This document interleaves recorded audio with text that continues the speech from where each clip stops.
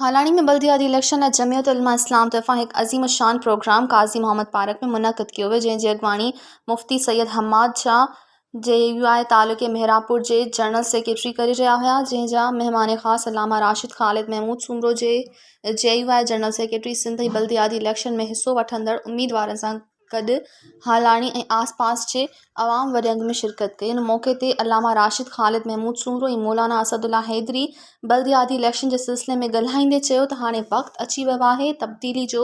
बल्दियाती election में JUI जा उम्मीदवार कामयाब थी रहिया आहिनि। ही तब्दीली जी निशानी आहे। वोट जेकॾहिं इन्हनि वॾेरनि भोतारनि जा हुजनि हा त अॼु उहे असांजे दर दर अची मिनथू न कनि हा। वोट ताक़त जो आहे। अचो त 26 तारीख़ ते किताब ते ठपो हणी कामयाब कयूं। सिंध जे सिर सिंध जे विख जी चौकीदारी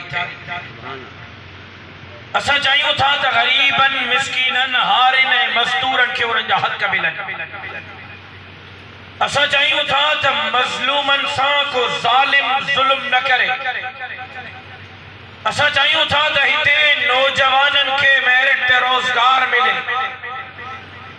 असां चाहियूं था न्याणी जूं इज्जतूं महफूज रहनि। नमरदाए नौशीन इंसाफ जे लाइ दर बदर भटकजंदियूं न वरतनि।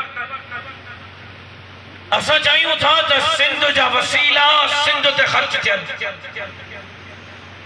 असां चाहियूं था त हिते पढ़ियल लिखियल नौजवाननि खे डिग्रियूं खणी दर दर जा धिका झलणा न पवनि। मज़ीद ख़बरनि ऐं तफ़सीलात लाइ विज़िट कयो असांजी वेबसाइट www.awamiNewsHD.com ऐं ॾिसंदा रहो अवामी न्यूज़ HD।